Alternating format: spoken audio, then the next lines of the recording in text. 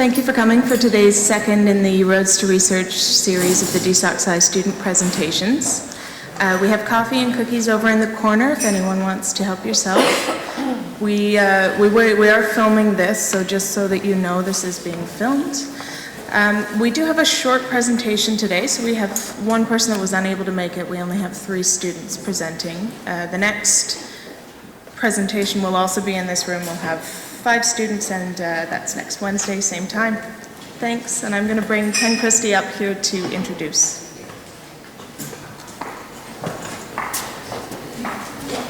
Well, good afternoon, everyone. Thanks for coming. These presentations are really enlightening, and I think we all get a lot out of them, even though they're only 5 minutes. Normally, if you go to a conference or something and you present your research, you usually get about 20 to 25 minutes. But to get your ideas over in about 5 to 10 minutes is really amazing. So I'm really happy that we do this and we complete this format. I think it's a fantastic idea. So I'd like to bring up Graham Mitchell first of all. He's going to talk about bridging the divide between interdisciplinary theory and practice in secondary education. So Glenn has agreed to be timekeeper. I'm useless at keeping time. I'll let him ramble on forever. But Glenn is going to be the timekeeper, okay? So Glenn, could you come up? Perfect. Thank you. Good afternoon. It's a pleasure to kick off the talks today. At the heart of my study, it's a program called the Institute for Global Solutions. This is a program that I co-founded and currently teach at a wonderful high school about 20 minutes away from here called Claremont Secondary.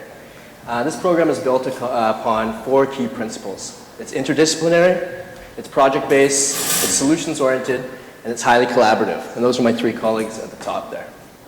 As you can see from this image here, we bring together previously distinct subject areas. And we do this because we task our students with looking at the defining challenges of our time. And we think that by giving them the ability to look at these issues from multiple perspectives, we prepare them to become better problem solvers.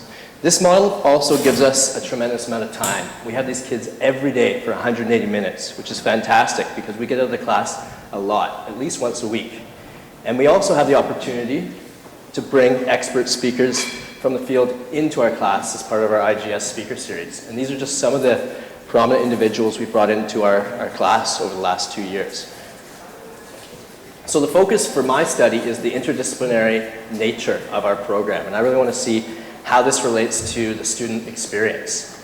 There's a growing body of research that suggests that interdisciplinary education at the post-secondary level, at the university level, has distinct benefits over traditional methods. So now with the Ministry of Education and our school board and UVic really looking at scaling our model up, I think there's 2 key questions that loom large. The first is, how do we actually assess interdisciplinary education? How do we evaluate it? And the second is, do these distinct benefits that we see at the post-secondary level, do they extend to the high school level?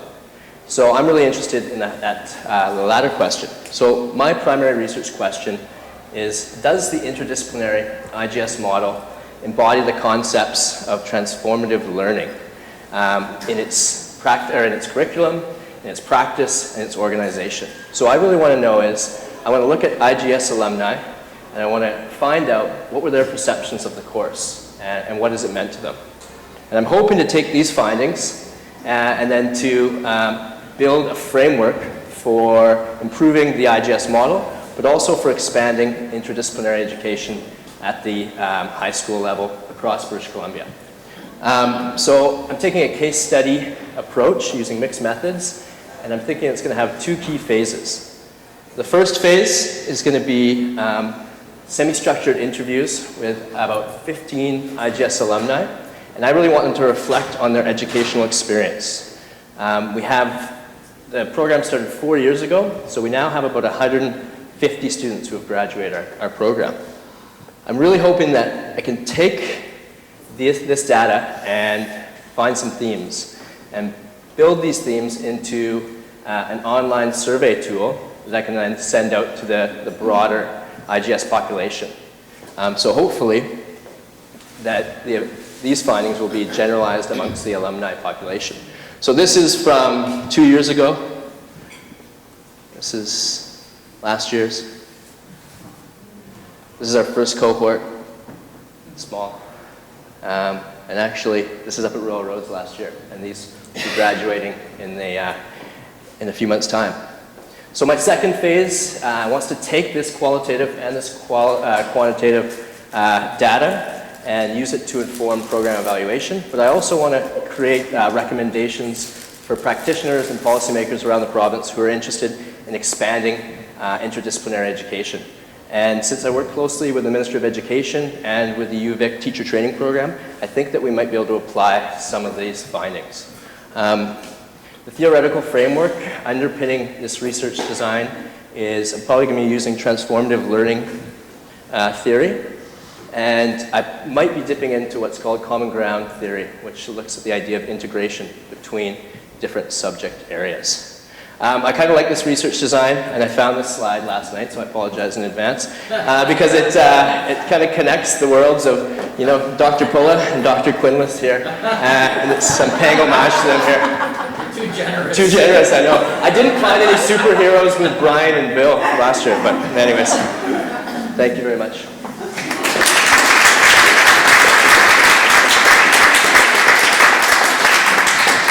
So, any questions? Yes. Yes. Could you please explain to me what transformative learning theory is? So, transformative learning theory looks at when a learner, through a learning experience, has kind of a shift in consciousness, so that after that learning experience, they see things in a new way, and maybe they look at the world with a different lens. So, I really want to see if this program has that type of impact on these learners. Does it also affect behavior? I imagine it would definitely affect behavior, yeah. And part of our program is to get these students engaged in their democracies, in their societies. And so I really want to know if what we are hoping to do is actually happening, and I want to hear the feedback.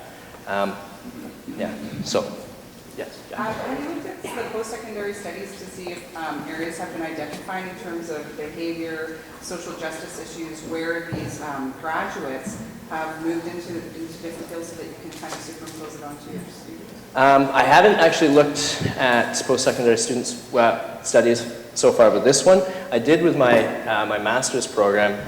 For that, I looked at a sustainability program that I developed for the Ministry of Education. And I tracked where a lot of those students had gone. And I'd found that a lot of them had gone into environmental ed and social justice type programs 5 years removed from the program. But it's something I'll definitely have to look into as part of the literature review.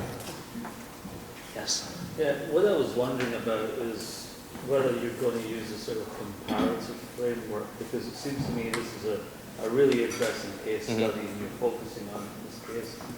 Well, what have you seen in the other literature from maybe other countries, maybe Scandinavia, for instance? And definitely, yeah. Different models of education as well. So the one model that I'm particularly interested in around this transformative learning experience is Finland. And so I've read a lot of literature pertaining to that. My good colleague Mark and I are really trying to get a Pro-D trip funded to get out there in the next little while. But we work closely with John Abbott, who helped to develop this Finnish system over the last 10 years. So it's something that is definitely on my radar because they're doing great things. Any other questions? Thank you very much.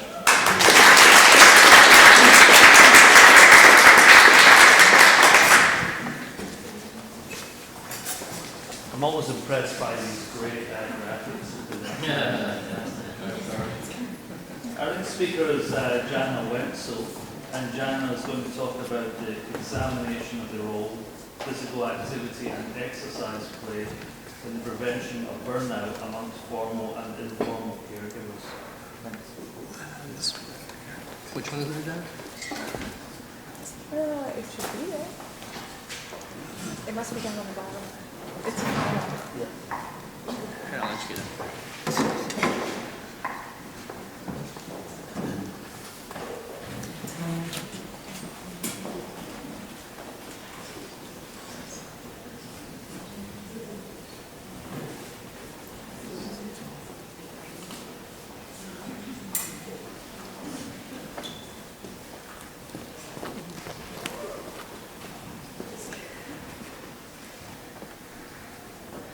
I've already changed it, so I've ditched the formal caregivers, and it's just caregivers. So we're off to a good start. Good afternoon. My name is Jana Wenzel, and it is my pleasure to speak with you about my proposed research.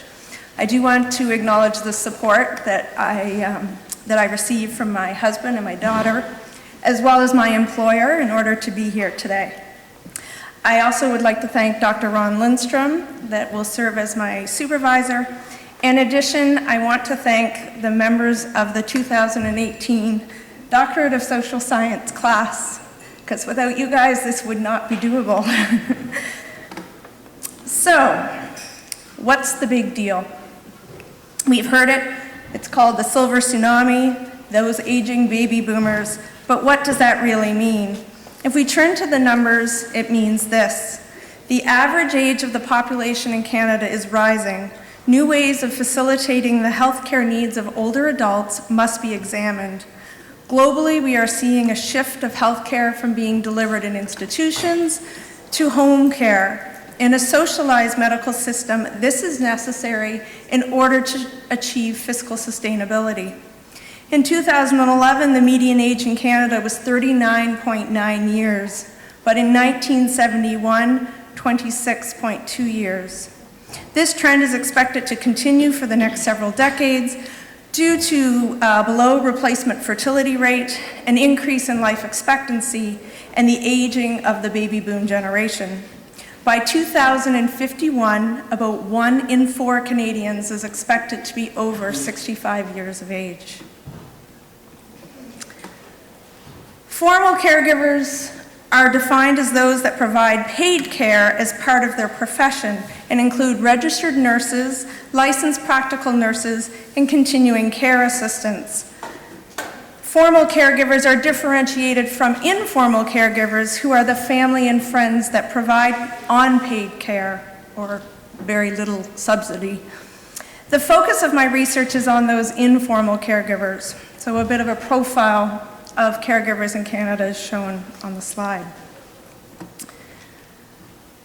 Burnout is the psychological, this is my homage to Graham. Oh, when I switch the slide, there we go. Burnout is a psychological response associated with the emotional stresses experienced at work. Maslach, Jackson, and Leiter proposed a 3-dimensional model of burnout. The first dimension is exhaustion resulting from reduced emotional resources available to the person. The second dimension is the development of depersonalization, or cynicism, which leads to the person to hold negative feeling towards the people they work with. That could be a problem if you live with them. The third dimension is reduced personal accomplishment, or ineffectiveness, and refers to negative evaluation of oneself and a reduced sense of achievement at work. Burnout is measured through the Maslach Burnout Inventory, and while well utilized among formal healthcare providers, it has not been used amongst informal caregivers.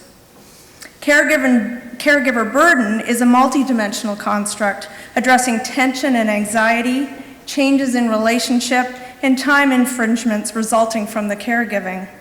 The burden of caregiving responsibilities has been shown to influence the quality of the relationship between caregivers and care recipients, the caregiver's health, and the decision to institutionalize the care recipient. With a great deal of help from our epistemology course last summer, I would define myself as a pragmatic critical realist, developing an inquiry logic specific to the research question that is congruent with one's metaphysical, epistemological, and ontological philosophies is not necessarily straightforward. Using the social determinants of health as a theoretical framework, and given my propensity for the use of both qualitative and quantitative research methods, mixed methodology was clearly the natural fit. I come from a positivist academic discipline, therefore numbers are important and something I readily understand. Using census data to profile caregivers and surveys and questionnaires to further delve into the information that can be used to inform case selection and contribute to purposive sampling. On the qualitative side, using case study as a method And based on Schultz and Tetche's 2002 article, my design will be embedded with multiple cases, recognizing that the embedded case design allows for both qualitative and quantitative data. It is explanatory research, serving to test at a cause and effect relationship. So back to my research question, or questions. How does physical activity and exercise contribute to the prevention of burden and burnout amongst caregivers? And some further sub-questions. With a link between depression and burnout and burden, the understanding that exercise is linked to lowering the symptoms of depression, it is hoped that physical activity and exercise will be shown to mitigate the symptoms and burden and burnout amongst caregivers. Action outcomes was the term I chose to think about what I want the practitioner part of the scholar-practitioner piece to be. And the final one that's listed there is my own particular bias. I have taught in kinesiology for 18 years, and I want my graduating students to have meaningful employment opportunities. Taking the stance that exercise is medicine and applying it to the caregiver context might prove to be beneficial for the caregiver, the care recipient, the healthcare system, and the field of kinesiology by enabling the care recipient to remain in home longer, reducing the need for institutional care. Thank you. I'd be pleased to take questions.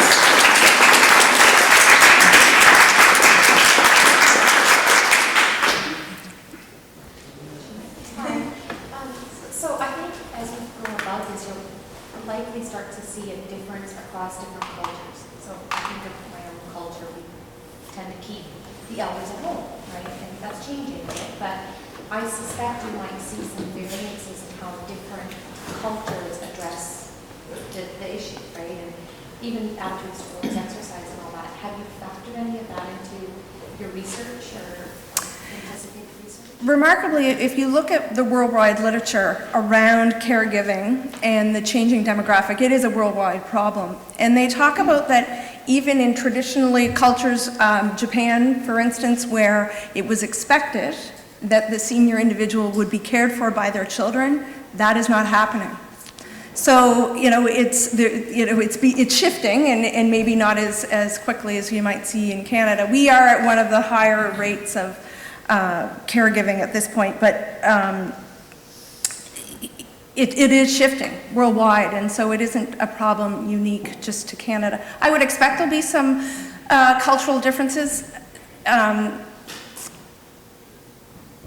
at this point, I'm not sure if my sample size would be enough to show significant differences amongst that. I guess it depends on how big the quantitative side is in terms of informing the qualitative side.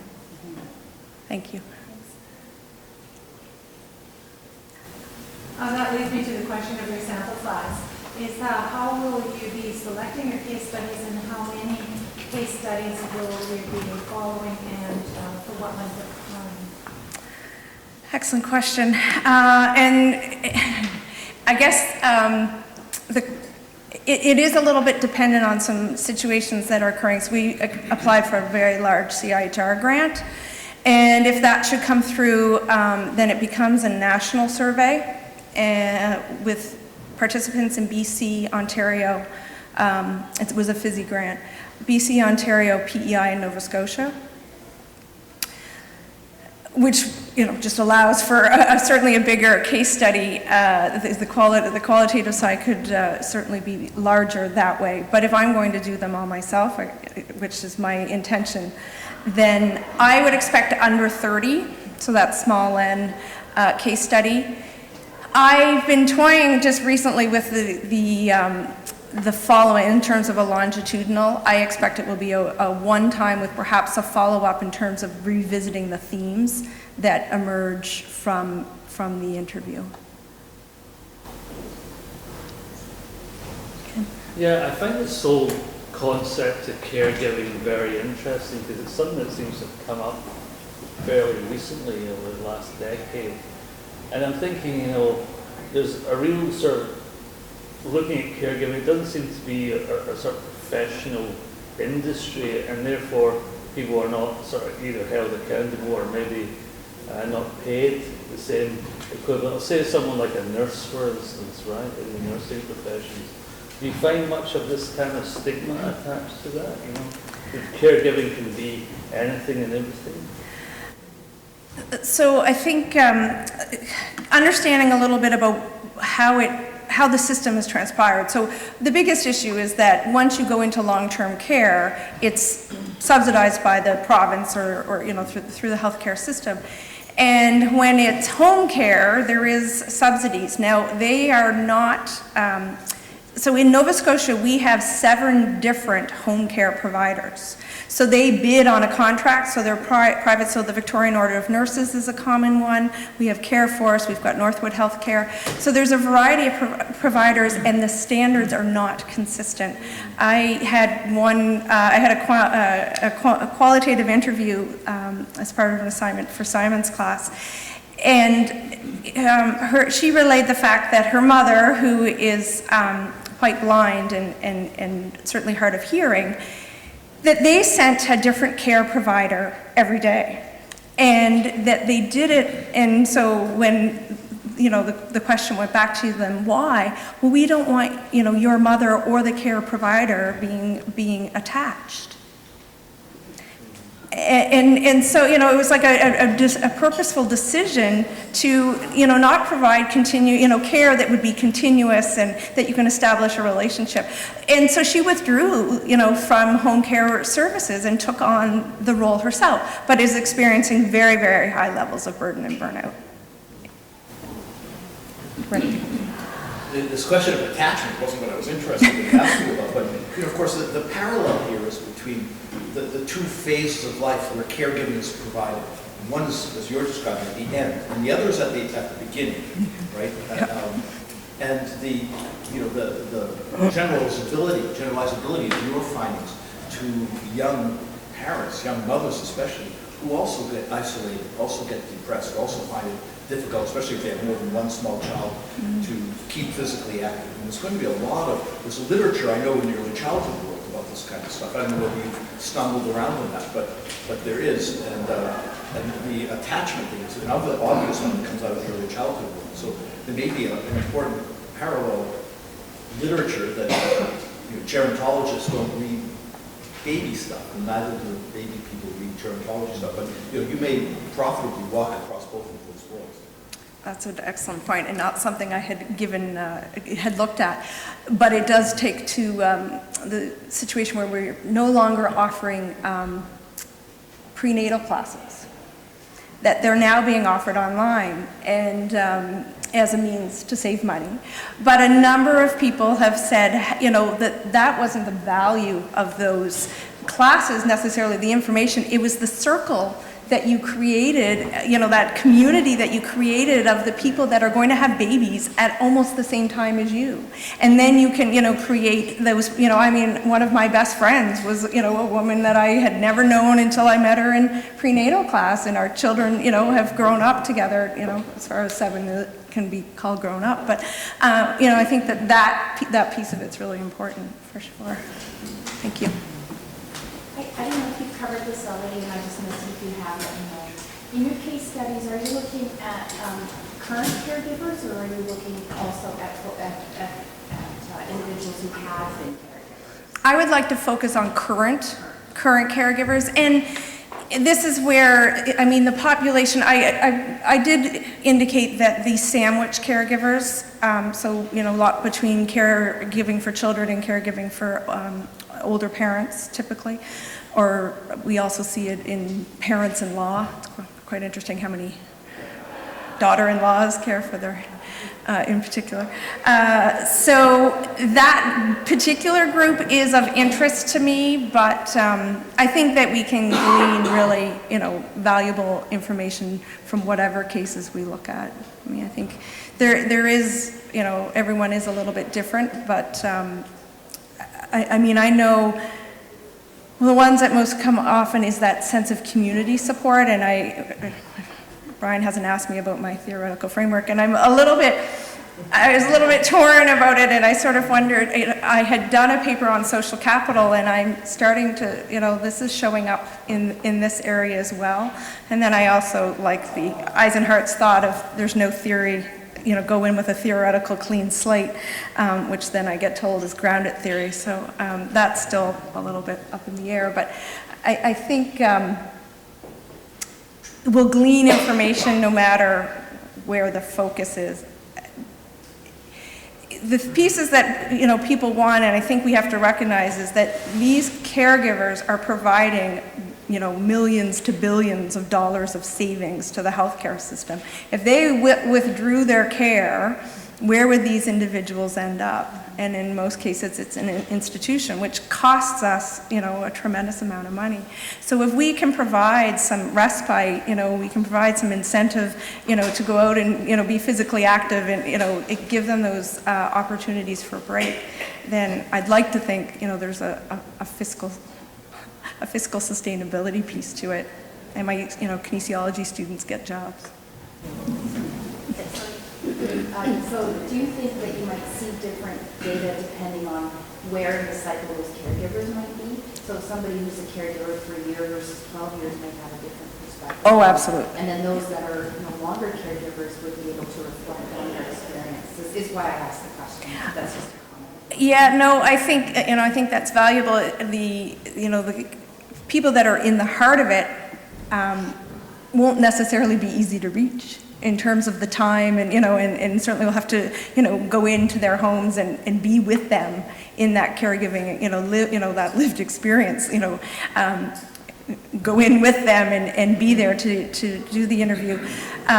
There's a very active caregivers support group in Nova Scotia that is very well received to those who have the opportunity to go and use it.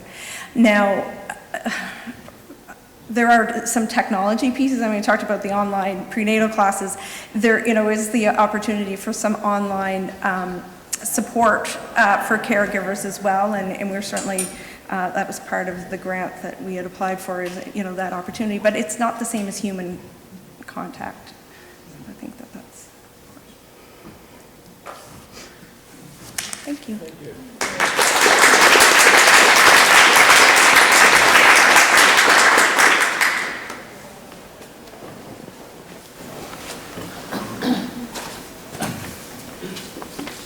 Our third presenter is Kathy Tarnay-Lockhorst. She's going to be discussing from physics to where, increasing access for women to engineering education. I'm always fascinated by how interdisciplinary these research teams are. It's really amazing how we're crossing these different kind of boundaries in research, and of course that's great. Another great topic. Thank you so much. Thank you.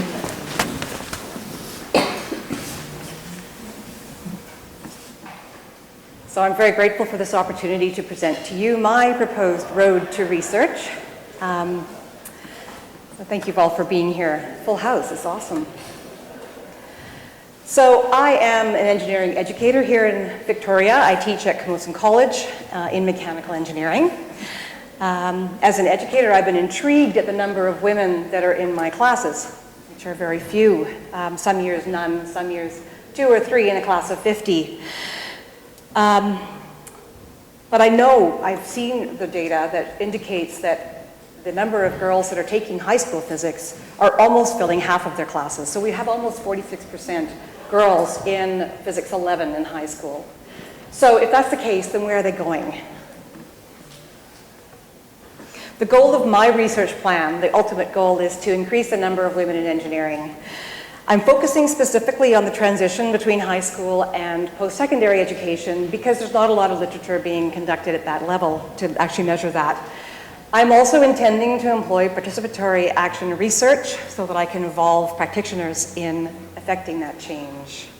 So my theoretical framework is that whereas almost 50% of high school students are young women, and whereas the profession of engineering in British Columbia is just around 11%. So that's the number of women that are in the Professional Engineers Association and Geoscientists of British Columbia. And whereas engineering education typically engages and enrolls about 15% women in first-year programs, that includes the softer sciences, the biomedical engineering, the chemical engineering, and which have actually quite a bit higher percentages, and that's balanced with the mechanical engineering and mining engineering that have 0 to 5% women in them, depending on the year. So whereas these numbers exist, where are the women? So where are they going? My research question then is, can participatory action research successfully reduce or eliminate barriers to women entering the physical engineering education areas? And I'm focusing in on physical education, engineering in particular, because that's where we're seeing the really low numbers as opposed to the low numbers. So in general, I have already conducted a significant literature review survey of how gender balance right now exists in various professions, how that does benefit or doesn't benefit those professions as a comparative kind of an example for engineering. I've looked at teaching methods to see if there are gender differences in teaching methods and learning styles, very little. I've looked at other gendered careers like nursing, and to see what it is that they're doing. Are they excluding the men in some way? Dental hygiene is another one. And I have looked at, after a lot of encouragement from faculty last year when I was in my first residency giving a similar presentation, I'm actually able to say feminism now. I couldn't say that last year. If you were there, you will remember. So I did look at the 4 waves of feminism and how it is that feminism has influenced curriculum in British Columbia over the last century and a half. And I've also looked a little bit at learned behaviors and how we pass on these behaviors from parents to children, from our community and schools to the youth as they're coming through. I've also started gathering data. I've met with people at Camosun College. I have not yet met with people at Ministry of Education and Advanced Ed. I have spoken with some of them. I'm looking at getting data because I would like to verify the percentages of women in physics classes throughout that same period, the last century, and see how that compares with some of the things that have been happening in society. I'm also looking at post-secondary institutions and getting data from them. What's really interesting is I've got the Camosun College data because that's where I teach. And they've given me the data of all of the students at Camosun College, especially those who had Physics 11 and Physics 12 as prerequisites when they came in. And I also have what program they registered in and what program they eventually graduated from. So I'm looking right now at looking at those trends and trying to figure out where the women are actually going. I've also had to delve into the BC archives because, of course, we don't have any electronic data earlier than the 1970s, really. And so I've been looking there to try and find some of the older data that I'm looking and interested in. And of course, what I would like to do is a participant active research, participatory, and I would like to involve physics teachers and students in that process. So I'll tell you a little bit about what that method is. So very soon as I have the approval from the Ethics Review Board, I want to bring together my group of physics teachers and students. We're going to meet, and I would like to hold a workshop in which we're talking about the issues that I've just outlined to you and possible ways that we can move forward. I will be asking that group to help me really further refine the research question.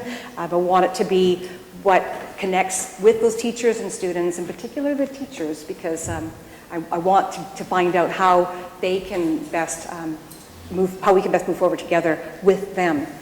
Then what we'll be doing, my idea, if the group agrees, is that each of the teachers then will be returning to their schools and they'll be working with their students to get the necessary permissions to participate in these next phases of the research.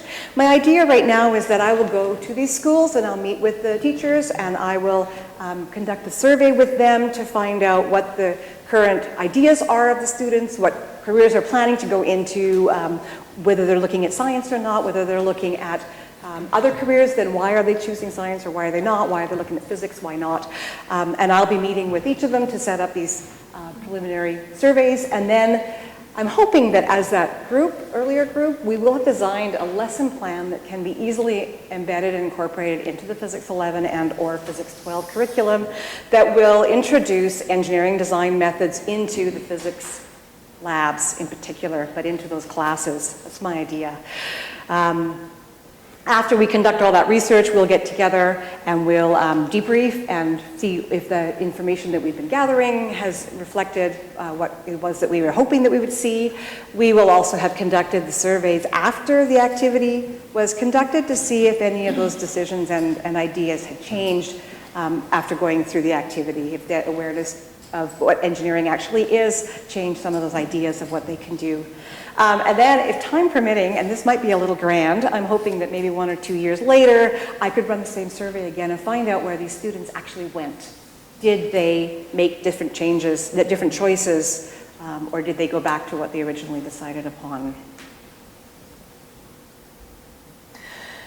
So what I'm really hoping, as you know, is that we'll eventually have more women in engineering, and this is my alma mater, and I have a red jacket just like that, and I'm hoping that there'll be more women like that in the future to join me in my profession. So thank you so much. I'm looking forward to any feedback.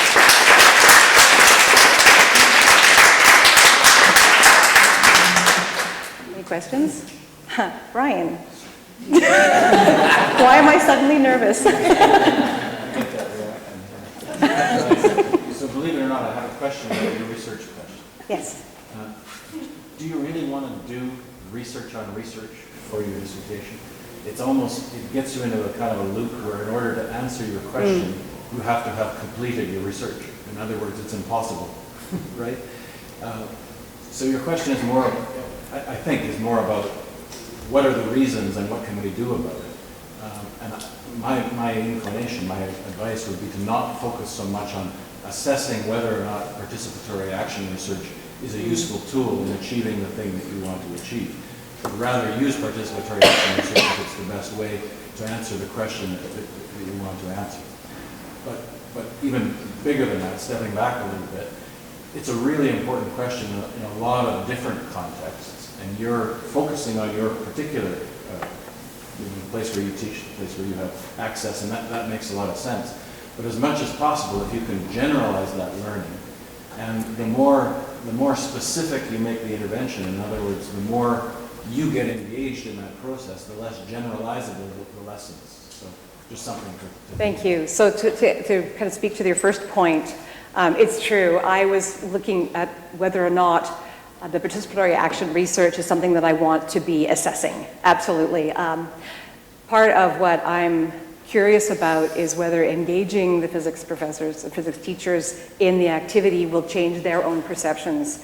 And I think that might just be a sub-question for me to hold on to, because you're right, the core, what I really want to know is, will the activity, will that lesson plan that we design through participatory action research, if that's what we end up doing as a group, will that lesson plan embedded into the curriculum reduce or eliminate the barriers facing women to entering the profession? So that, you're right, that's more of what I really want to look at. So I take that and I'll remove that PAR piece from there. So just to, but that already assumes the solution. Oh, absolutely, and I recognize that. So that's the challenge that I have as an insider, is that I can't help but keep in my mind. So I'm talking to you about my assumptions because this is what I'm kind of hoping to see. But I also know as a facilitator of workshops, when we're running, especially as a group, when we're trying to co-create something together, I can't come in. I will definitely disclose my position, disclose that I have, that I'm in the profession and I'm a teacher as well. However, I'm also going to be open to what the group says, and if it turns out that that is not at all what we as a group decide is the appropriate way, then we will do what the group, because it's a joint co-research question. I'm only disclosing that to you because that's the idea that I have as a possible solution that I might, do something about. The second piece that you talked about is about generalizability. And absolutely, I've been looking at some ways that I can pick a representative sample. And yes, the easiest thing to do would be to pick teachers and students that live here in Victoria so that they're handy and I can regularly meet with them and have this ongoing reflection time to debrief with them and keep that process going. I need to investigate whether or not the Victoria School area region is a representative sample. And I also need to look larger at the BC picture, and I have some data, courtesy of Jacqueline Quinless, that I may be able to give me some national information about perceptions about career options for women. So I need to do those tests still, and that will be coming up soon, and I actually can't do anything until I get that pre-approval for ethics, so I'm definitely keeping that in mind. So thank you for both those comments. Yes, I don't know who was first. This may sound like a really simple question, because I don't know much about physics and I don't know much about engineering. But is physics the only route into engineering then? Is that the basic route that people would go through to get into an engineering education? Or are there other routes? I mean, would they take other kind of general science subjects? And maybe you consider looking at the broader context rather than just focusing on people in physics? Thank you. So the question is whether physics is the entry path to engineering, and if that's a good place to look at students who are coming into engineering. The truth is that physics in high school is required for mechanical engineering and mining engineering and civil engineering for a number of them, but not for all. And I want to focus in on the physical engineering areas because that is where we have the deficiency of women. A deficit? That's the right word. There was a question here. Does that answer your question? Yeah. Thank you. My question is kind of related to that, and this is, I'm not sure exactly how it frames, but, you know, for example, physics is one of the sciences that you need to get into things like understanding the kinds of professions that aren't necessarily engineering based. And having a couple of kids that are that age, I know that their choices in terms of, you know, choosing whether to physics versus chemistry or biology has been based on what the teacher is like, and if they like the teacher. So I was curious as to how we managed to sort of focus in on that aspect and taking into account those kinds of other variables. Thank you very much for that question. The question is about whether it's the teachers that influence the career choices more than the content, I think. Is that a good way of kind of encapsulating what you asked me?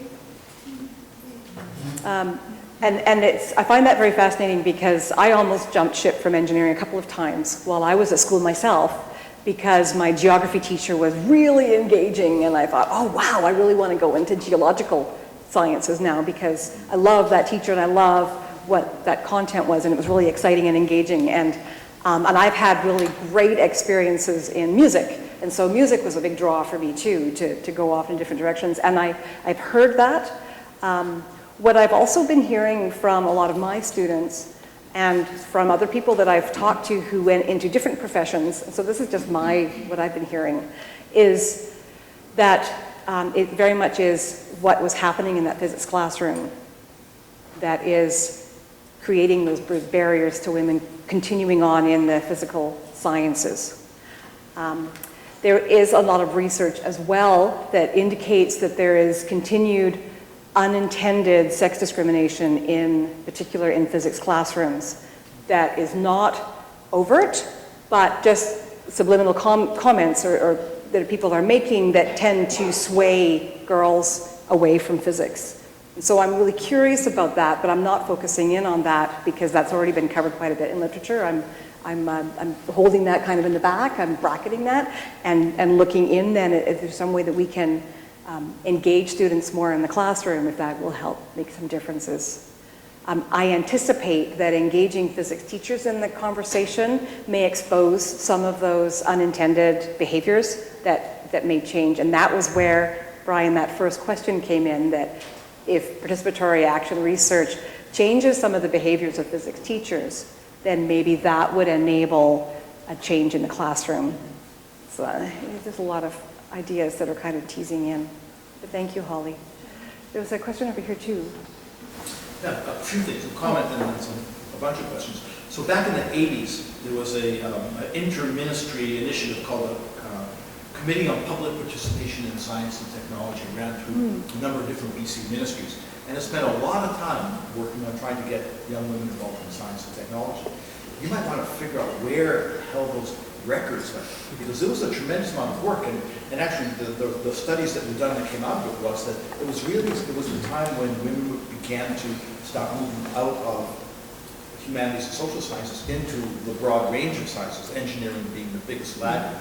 But so there's a lot of stuff that was done around that in this province that was kind of leadership stuff around the country. Thank you. I'll Yeah, touch base with you afterwards. That would be great. I mean, I probably have my own stuff, but there's probably a lot of other stuff that I don't know. So, but the question I always ask of that work that we were doing, and any of these kind of short intervention programs, you know, I used to work at the museum downtown, and you know, the managers would always want to know, well, so how does, you know, is your program going to turn these kids into naturalists? You know, like, man, how do you tell this, right? They've got a whole set of life experiences. And so whether you can create a few cool lessons and somehow imagine that that is the change in a young person's life, a young woman's life, I don't know how you can honestly attest to it, because you've got so many conflating and confounding other things cooking. But what you can do, and I know it's been done in certain contexts, but you know, but what you can do is actually go to those young women who are where you'd like to see more, and find out, how did you get here?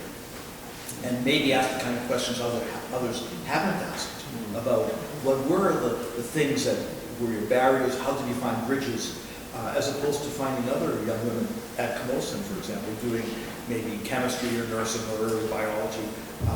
And why not physics? I mean, what were you know, did you want to be a physicist, but in fact, you were totally seduced by this great nurse who thought that would be the most fun thing to do, or Yes. barriers? You know, those are things, in a retrospective way, I think you're more likely to be able to make some linkages, and also to follow Brian's lead about be able to speak more generally about influence of career choices. I mean, there's a literature out there on that, but the idea that you're going to be able to tease out in a relatively short period of time, like a dissertation, that you create an intervention, you do the intervention, and then you expect to see some statistically significant output of that intervention.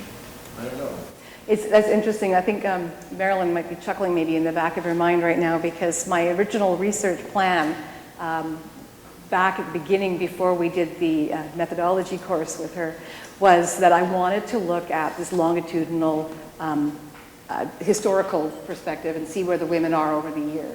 And I wanted to interview some women who had been in the profession for a number of years and find out what their experience was in high school and what were the factors that really supported them in becoming engineers and staying in the profession. And I wanted to research young women who are currently at post-secondary education who had physics as a prerequisite but chose careers in engineering and not in engineering, and compare what their experiences were like and what their support systems were. And then I wanted to follow a group of students who were just coming into high school to find out what their intentions were and track what they were doing as they went into physics, and then they left physics, and see where they decided to go and why they went where. And then about at that point, Marilyn stopped me and said, so you've got a really great, 10, 15-year plan. So which piece of it do you want to do for your dissertation? So I have considered, and I have so much literature that I've just been being told, focus in, because I end up going out and following these odd threads. But absolutely. Even the idea of taking those girls, say in the Victoria High School system now, who are really good physics students, and following them for the next 2 years, independently, might also give you some insight. And that's my longitudinal. That's what I wanted to do. I wanted to talk to them. I wanted to try.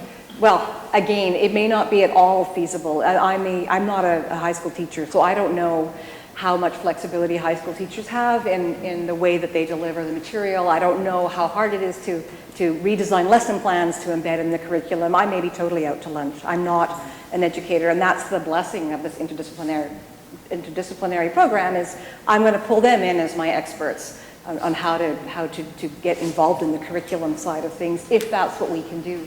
They may find there are other things that make more sense, and so whatever, but I am definitely action-oriented. I want to make change happen.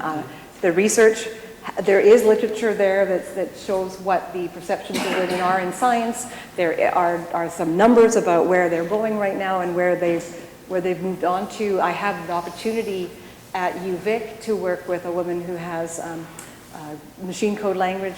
She's got a thinking machine, or I'm going to get this wrong. I hope she's not going to watch this later. But she has offered to work with me to look at these massive data sets for all the institutions to see what the pathways are and if there are correlations between what sets of courses they take and where they end up going. And so she's offered to work with me on that. She's really excited about getting this project going as well. So there's a lot of side projects that I might be able to work on. Thank you so much. Yeah. Jacqueline. Yeah, Kathy, so I just wanted to say, I'm really interested, and I do think there are differences between physics and chemistry and social sciences and issues around retention. And so some of the things that we were looking at with the data sets that you could use and identifying those sort of drivers, right, at the onset. And then what will make your study so unique is taking those drivers and what we find in national data, and we can get those generalizations, and then seeing why it is. Here's what we think is happening, and then what's happening in physics. So then you can flush that out. Right. Right? And so I think that that's a real contribution that way. And so hopefully those data sets will be useful to you as you sort of look at those correlates. Yes, thank you so much. And I've had some conversations with you before about how I'm working with engineers and physicists, and so I'm really aware that I need to engage them. And I think if I talk about soft, qualitative things, the way that positivists view qualitative analysis, that I might lose a lot of them. So I'm going to make this little screen of quantitative analysis that they can then use to really help them to focus in on and accept the qualitative information that we gather. Cool, thank you. So thank you so much. Is there more questions? Sorry. Okay, thank you.